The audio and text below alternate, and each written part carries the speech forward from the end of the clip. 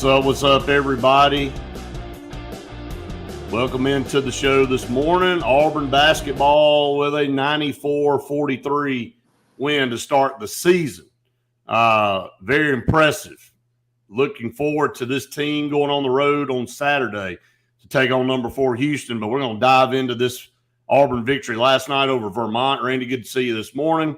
Welcome everybody in as they start logging in. We'll give them a few minutes. We'll just kind of shoot the breeze here for a second as everybody gets going. But it was a great crowd for a Wednesday at Neville Arena. And, that's going to be a hard ticket to get in that place. That again, it's Vermont, but we got a lot of stats we're going to throw out there to validate Vermont and who they are. Vermont's a great basketball team. And, I did not see that really happening last night, but you and I have been excited about seeing some of these guys. Obviously we'd have to start with Miles Kelly, but if we shoot the basketball like that, it's going to be hard to beat. Now, I know that's going to not happen every night, but the magic number is back to 10 for me, Randy. I looked down at one point in time, we'd hit 14 threes. I'm like, we hit 14 threes, man, with the way we play defense. Good luck to anybody we play. Yeah, watch out. It was a great atmosphere in Neville Arena last night. It always is.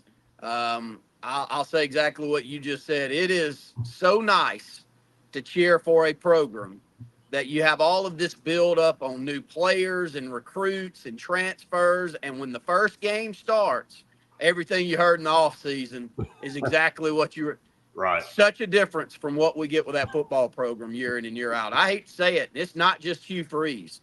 But year in and year out, we get sold a bill of goods on players that we have coming in and new players that we go out and get, and the games start, and either they're not out on the field or they haven't found their way or the game's just a little bit too intricate for them to get involved that early on. Not that way with basketball, my friend. Last night, the only question mark I got with this Auburn team going into the season, can we be well above average at the guard position? You don't hear me saying, can we be average? Because we're trying to win a national championship at this point in Auburn basketball. But can we be well above average at the guard position? Because I think we're going to be well above average down in the post with Janai Broome and Dylan Cardwell and that crew. Chaney Johnson, man, he was outstanding last night. 13.6 rebounds. We get that kind of performance from him. Watch out. Saw his family there at the ball game last night. I talked to Stevie for a second. They've got to be thrilled with how well he's playing. So I'm proud for. I know he's not from here, but we claim him in the Lake Martin New Site area. And so Chaney's a little bit extra that we're cheering for him. And Brett, I'll start with him maybe, and then you can roll over to the guard. But if he goes out and gets 10 to 12 points a game, 6-7 rebounds a game, this team could be exceptionally good because he is an X factor on this basketball team. We can throw Janai over at the 4 if we need to, and Janai's going to do what he does, and Dylan can play the 5. But if Chaney can go and play as physical as he does defensively and give us that little bit that he seems like he's added in the offseason on the offensive end, it's going to make this team so much better. There's a lot of places to start. That's a good place to start. I think he added a much need down low. I'm not saying that we weren't good down low last year, but he looked different. I mean, you can tell he worked hard in the off season. Chaney Johnson and Denver Jones, the additions last year, they contributed and they got better as the year went on. But you can tell they worked their rear end off in the off season. And I'll throw some of these box score stats at you. Chaney had a good night. 16 minutes. He wasn't on the floor a lot. 6 of 8 shooting, 13 points. Janai Broome had 22 minutes. He was 5 of 11. He made a couple of threes. Again, Butch and I were sitting together last night, and if Janai Broome – Janai Broome arguably may have been one of our better three-point shooters at the end of the year. That's how poor we shot the ball. Now, again, he improved, but if he starts hitting 2 or 3 threes a game, he was 2 of 5 last night. Now, his misses are ugly. Now, he may miss the whole goal, But he can drop back and hit it. You have to honor him, is my point, because he can hit enough to make you have to change your defense. You just can't leave him out there by himself. But, man, his versatility has continued to improve. He looked like the wily veteran we all thought he was going to be. He's the best guy on the floor. You can tell he's going to be such a massive asset, maybe up for Player of the Year nationally before is all said and done. Chad Baker-Mazara was 17 minutes. He was very, very good in the first half early. When Auburn was struggling a little bit offensively, he was able to hit 2 or 3 shots there. He ended up being 4 of 8 with 11 points, but didn't have to use him that much. Denver Jones, here's the guy, 5 of 6, 16 points.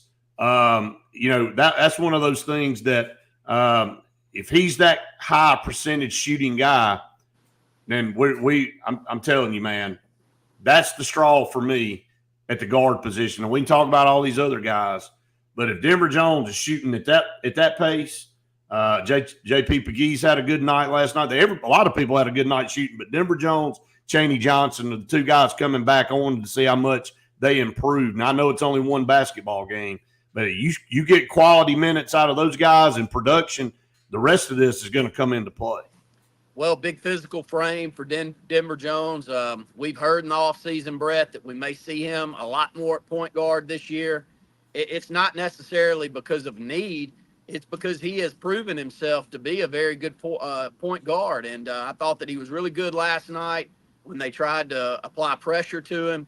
He's going to get his points. He may have games where he goes for 25, could have some that he goes for 7 or 8.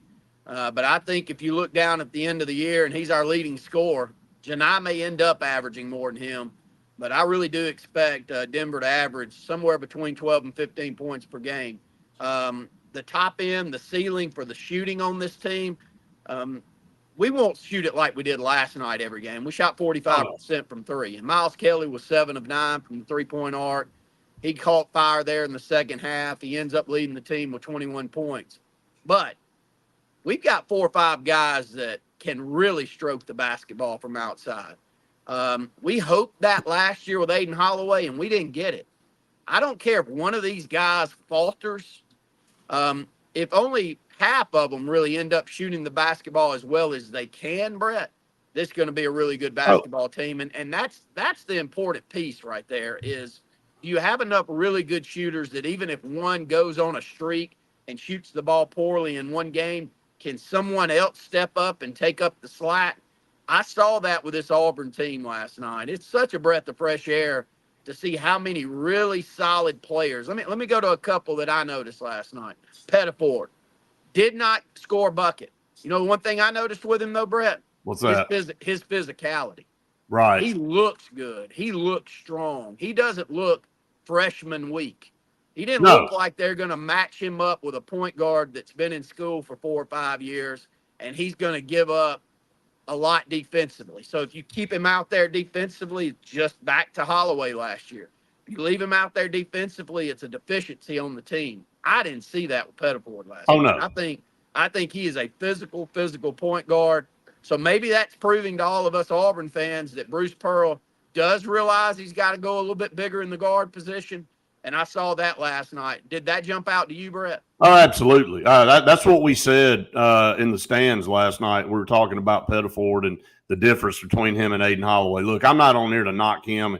If anybody was watching Alabama, they go, well, there they go. They're going to say how much better Pettiford is than Aiden Holloway. And Aiden Holloway had 15 points the other night for Alabama. So, he may be an All-American up there. Who knows? But at the end of the day, I did like what I saw out of Pettiford. And the thing that stood out to me last night is what you said just a minute ago.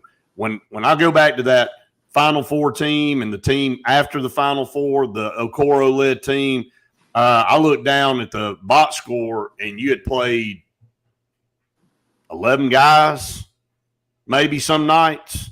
And hey, we had 11 guys get 10-plus minutes last night, Brett. And that's kind of where I was going with it. I mean, you look down and you see a team that had a lot of options. And like you said, it doesn't kill you if your guy's not on that night. So Auburn didn't have just one guy.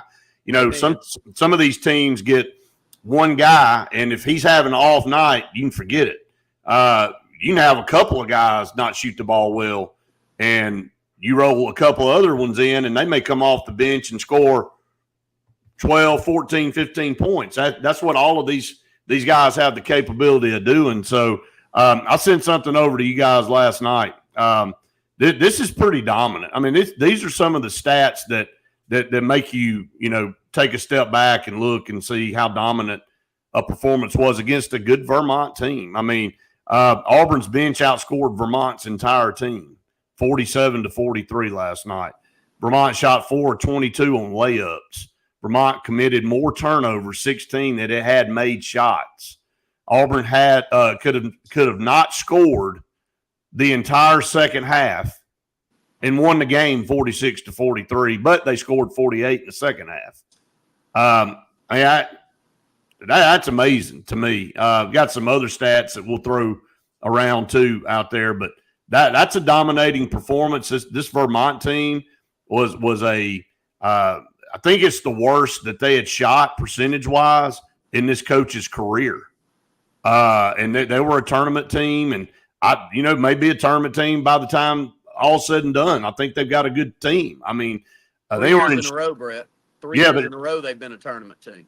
They were in shock last night, and that's the thing that I noticed about the bunnies and the things right at the goal.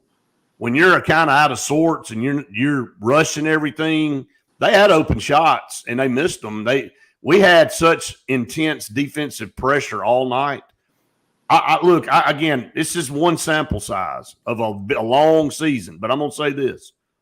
I would love to see a team, Duke included, Kansas included, Alabama included, that plays defense and has a complementary offense.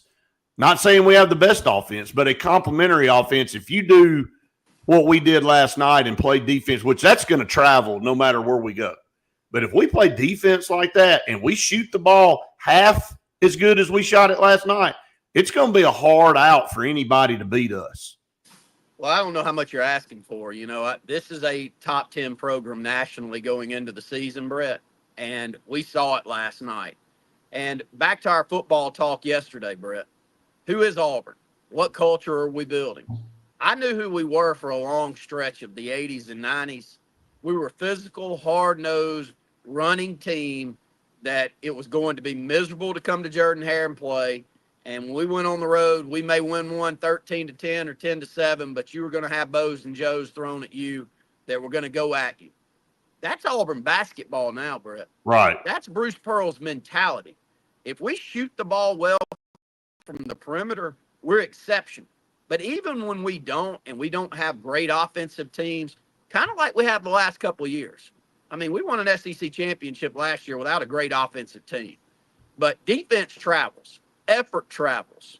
And Bruce Pearl, you either give that effort or you don't play for him. Right. Real simple. And I don't know if you noticed last night, Miles Kelly gets a lot of acclaim last night for going 7 for 9 from 3. Probably the player of the game for Auburn. Did you see how hard he played defensively, Brett? Oh, yeah, man. Yeah. How often did he go on the court last night? I'm talking about diving. Full dive down on the court, leaving his body out. Right. I was very impressed with his body language, the way that he carried himself on the court. And, of course, when you're shooting the ball that well, your body language is going to be that good.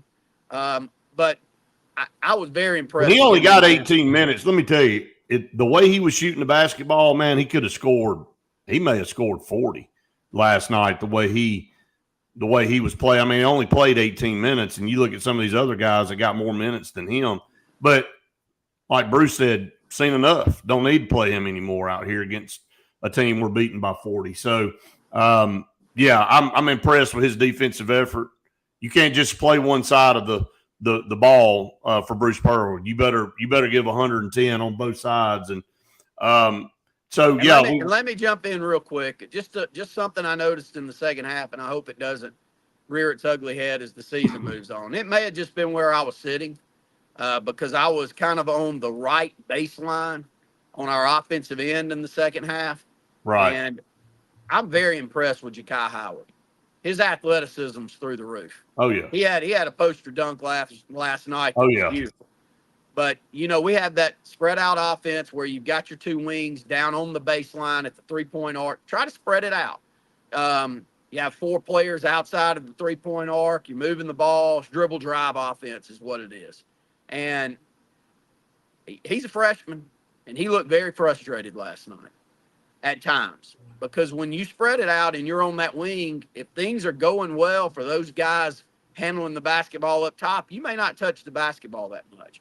And I hope it's not something that we're going to see moving forward. And I didn't know if you saw it, but there were moments there in that second half where he looked frustrated that he wasn't getting the touches that he wants. And I'm sure that'll be cleaned up and it'll be discussed. But did you notice that, Brett?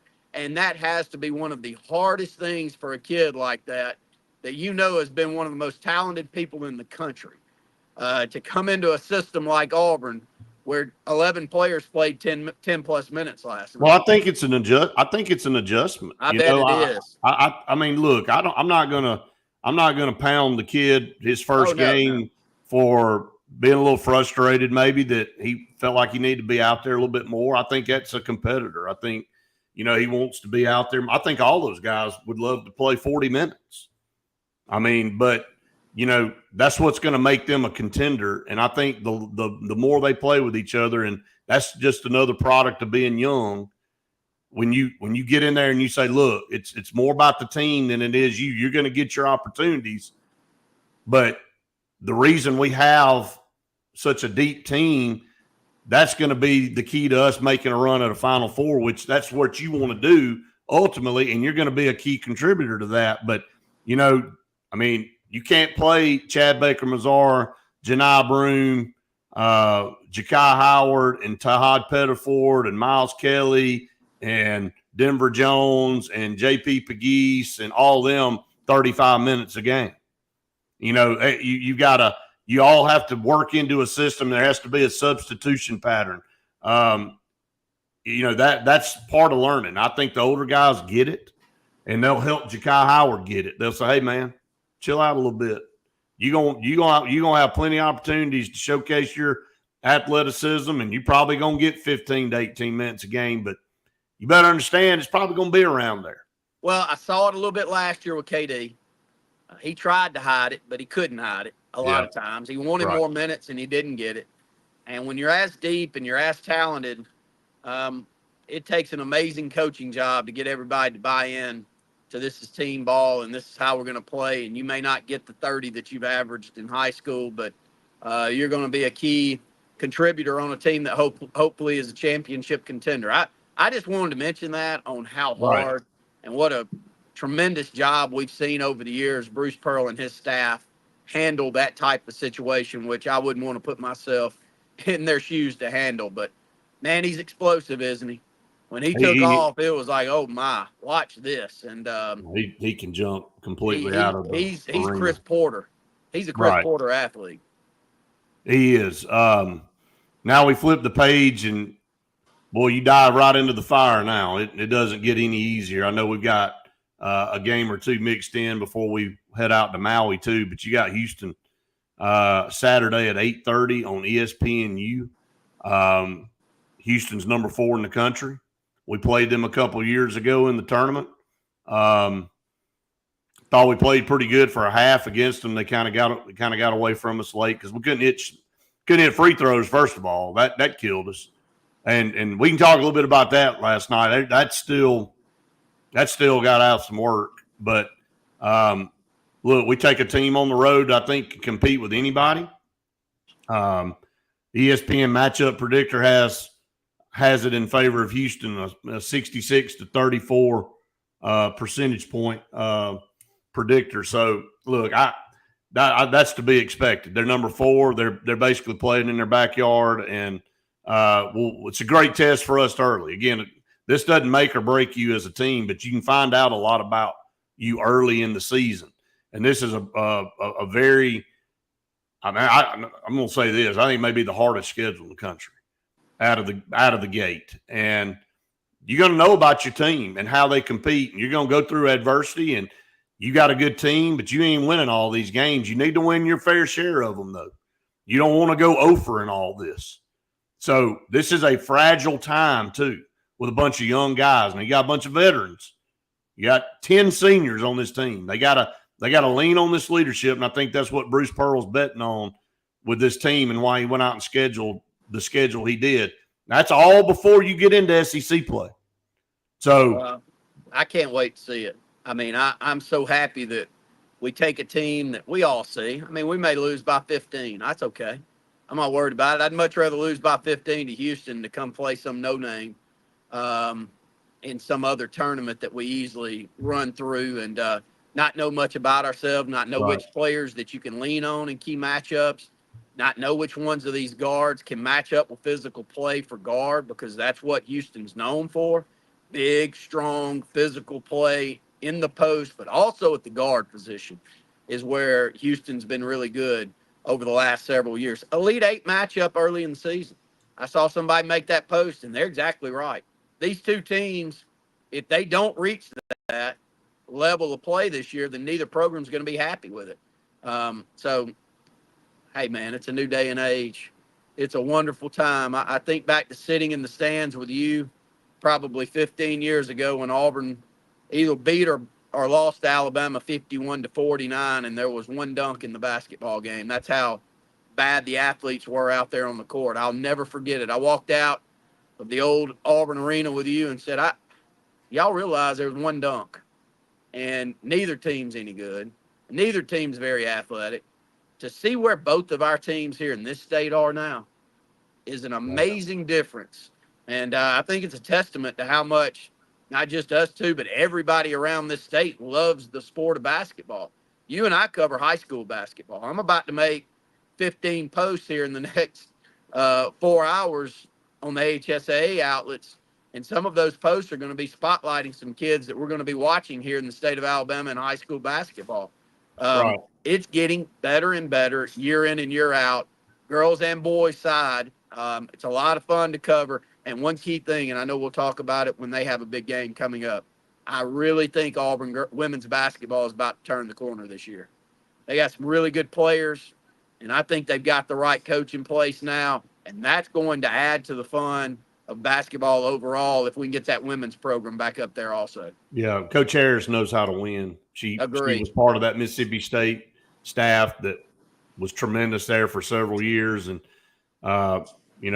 we've screwed up a lot of hires on football, but I think we've got two of the best now in basketball. And, she inherited a dump. I mean, I hate to be that way, but she did. I mean, she inherited a dump, and she's built it up every year. And this team has gotten better every year, and they have better wins every year. And now she's recruited to a level we hadn't recruited at Auburn in forever. So this is going to be an exciting women's team, and I'm looking forward to that. And everybody loves a winner, and the women's team last year beating LSU at home. They've gotten a couple wins now over Tennessee. Auburn basketball women's side is for real, and they're just going to build off that, and they'll start packing out, and they already have for a lot of games last year. But it'll start being a tough ticket to get in there and see the women. When they start winning at a pace that I think they know they are going to win at because of expectations from Coach Harris. But, good start last night for Auburn men, putting 93 points up, or 94 points rather. Big time start. You wanted to come out and not just go through the motions and be sloppy. This team looked like they were in midseason form, which was encouraging. And they're going to need to be in postseason form come Saturday if they want to go win. Now, again, it's not the end of the world. You got one tough opponent after another. You got to go to Maui. You got Purdue. You got Ohio State. You got Duke. You got a boatload of unreal games before the SEC season even starts. So, but I will say this. If Auburn goes out to Houston and wins that game, it is going to be eye-opening for everybody in this country. And you and everybody else wouldn't be surprised if we did. Right. We all saw what we saw last night. If Auburn loses, they're not. It's going to be because we didn't shoot the ball well. It's not going to be from a lack of effort. We know what we're taking out there. It's the reason that I say Bruce Pearl may be the best coach in any sport that Auburn's ever had. And Right. the more that he does this, the more that I think that I'm right by saying that. Right. And he's an Auburn guy. His mentality fits Auburn so well. It does. His play on the court by his players fits our mentality here in Auburn. And I wish we could get that on the football side. Maybe we will in the years to come, but thank the good Lord above that we've got it on the basketball side. And thank the good Lord above we've got Bruce Pearl. Right. Please go nowhere for a very, very long time, Bruce Pearl. I can't think of a fan base that loves their coach any more than you and I do. Brett, let me jump in before we close out. Printing behind me in Dadeville, Alabama. Got a lot going on down here.